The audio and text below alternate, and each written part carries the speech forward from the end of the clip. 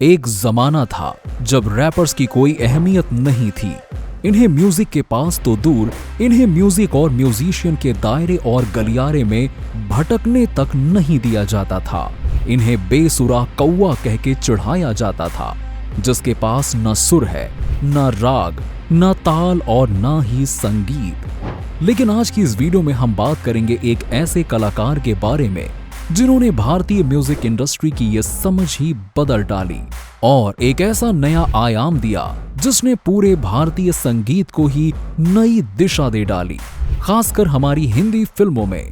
तो बिना समय गंवाए आज हम बात करने वाले हैं उसी व्यक्तित्व, उसी बदलाव को लाने वाले शख्स के बारे में, यानी यो यो हनी सिंह की, जिनका असली नाम है हृदेश सिंह।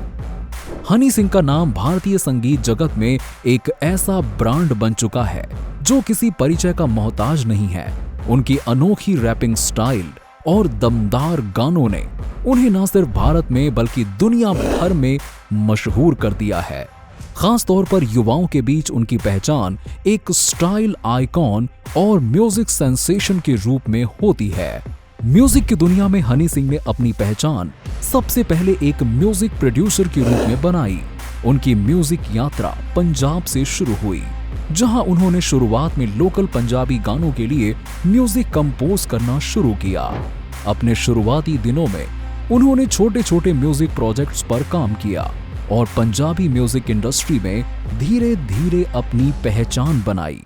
उनके अनोखे म्यूजिक स्टाइल और धुनों ने लोगों का ध्यान खींचा और वो तेजी से म्यूजिक लवर्स के बीच में लोकप्रिय होने लगे। लेकिन उनकी किस्मत का असली सितारा तब चमका जब उन्होंने अंग्रेजी बीट और ब्राउन रंग जैसे गाने रिलीज किए। ये गाने न सिर्फ पंजाबी म्यूजिक इंडस्ट्री में सुपरहिट साबित हुए बल्कि पूरे भारत में धमाल मचा दिया। इन गानों ने हनी सिंह को एक घरेलू नाम बना दिया और उनका म्यूजिक हर पार्टी और हर एल्बम की जान बन गया। अंग्रेजी बीट ने जहां लोगों को उनके गानों की एनर्जी से रूबरू कराया, वहीं ब्राउन रंग ने उनके रैप और म्यूजिक स्टाइल को एक नए स्केल पर पहुंचाया। हनी सिंह के गानों की धुनें इतनी कैची और ट्रेंड सेटिंग होती थी कि वो जल्द ही हर यूथ की प्लेलिस्ट में जगह बनाने लगे। उनका नाम युवाओं के बीच में इतना पॉपुलर हो गया कि हर पार्टी, हर डिस्कोथेक में हनी सिंह के गाने बजते थे। उनके गानों ने भारतीय म्यूजिक इंडस्ट्री में एक नया क्रेज शुरू कर दिया, जहां पंजाबी म्यूजिक और रैपिंग का फ्यूजन मेन स्ट्रीम में आ गया। इन गानों ने उन्हें न सिर्फ एक सफल सिंगर और रैपर के रूप में बल्कि एक म्यूजिक आइकॉन के रूप में भी स्टैब्लिश कर दिया।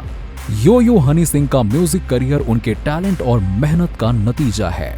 उन्होंने पंजाबी म्यूजिक से लेकर बॉलीवुड तक के सफर में कई गाने दिए जो कि हिट नहीं सुपर हिट रहे। 4 बोतल वोडका, डूंगी डांस, देसी कलाकार, धीरे धीरे जैसे गानों ने उन्हें नई ऊंचाइयों पर पहुंचाया। उनके म्यूजिक स्टाइल में एक खास बात यह है कि वो वेस्टर्न म्यूजिक और इंडियन म्यूजिक का फ्यूजन तैयार करते हैं जो यूथ के बीच में बहुत पॉपुलर है।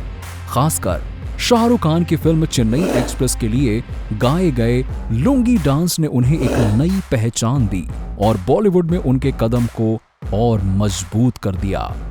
हनी सिंह के गानों में हमेशा एक नयापन और एनर्जी होती है जिससे वो लोगों के दिलों में खास जगह बना लेते हैं। अगर हनी सिंह के अचीवमेंट्स की बात की जाए तो उन्होंने भारतीय म्यूजिक इंडस्ट्री में कई मुकाम हासिल किए हैं। उन्हें best music director, best international artist और बेस्ट रैपर जैसे कई अवार्ड से नवाजा गया है। उनके गानों ने भारतीय म्यूजिक चार्ट्स में टॉप पोजीशन पर कब्जा किया और उनके फैंस ने हर गाने को खुले दिल से एक्सेप्ट किया है। इसके अलावा उनके गानों ने न सिर्फ भारत में बल्कि इंटरनेशनल रूप से भी काफी लोकप्रियता हासिल की है। साल 2014 के बाद से हनी सिंह अचानक से म्यूजिक इंडस्ट्री से गायब हो गए थे। मीडिया रिपोर्ट्स के मुताबिक उन्हें मेंटल एंड फिजिकल हेल्थ से जुड़ी समस्याओं का सामना करना पड़ा था। इसके चलते उन्होंने कुछ समय तक ब्रेक लिया। हालांकि उनके फैंस को उनकी वापसी का बेसब्री से इंतजार था और हनी सिंह ने इस बार भी फिर अपने गानों के साथ ही वापसी की। हाल ही में उनका गाया हुआ गाना ग्लोरी ने साबित कर दिया कि वो आज भी म्यूजिक इंडस्ट्री में उतने ही मजबूत और पॉपुलर हैं। हनी सिंह की जिंदगी में कई कंट्रोवर्सी भी आई, जैसे उनके गाए हुए गानों में ये बार बार आरोप लगाया गया कि वो समाज में अश्लीलता फैला रहे हैं, रेप करना प्रमोट कर रहे हैं, यंग जनरेशन के दिमाग में नशा, सेक्सुअल डिजायर पैदा कर रहे हैं जो दीमक की तरह हमारी नस्लों को खा जाएगा। लेकिन उन्होंने कभी भी अपने करियर को इससे प्रभावित नहीं होने दिया, ना ही उन्होंने इसको गलत साबित करने के लिए कुछ कहा।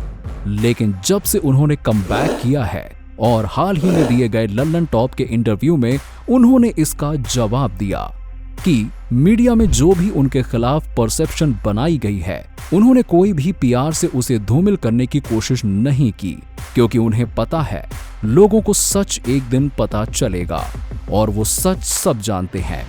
उन्होंने बीमार होने के बाद नशा का प्रमोशन और कंजप्शन दोनों ही बंद कर दिया। बादशाह के खिलाफ और माफिया मुंडीर की टकराव शायद अभी भी और भी जारी रहेगी। बाकी उनकी पर्सनल लाइफ हमेशा ही मीडिया की नजरों में रहा है, लेकिन उनके फैंस ने हर कदम पर उनका साथ दिया। हनी सिंह ने अपने संघर्ष और मेहनत से यह साबित कर दिया कि अगर इंसान के पास दृढ़ इच्छा शक्ति हो तो वो किसी भी मुश्किल का सामना कर सकता है। बाकी इस वीडियो पर आपकी राय जरूर दीजिएगा और हमारे चैनल को सब्सक्राइब करना बिल्कुल ना भूलें।